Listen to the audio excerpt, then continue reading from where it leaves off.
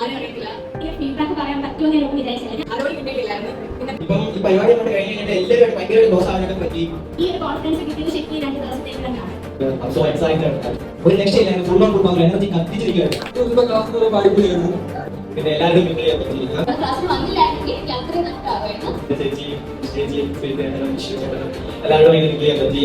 പിന്നെ അതുപോലെ തന്നെ B2 ബാച്ചിലുള്ള എല്ലാവരുടെയും കമ്പനി नहीं हारा है।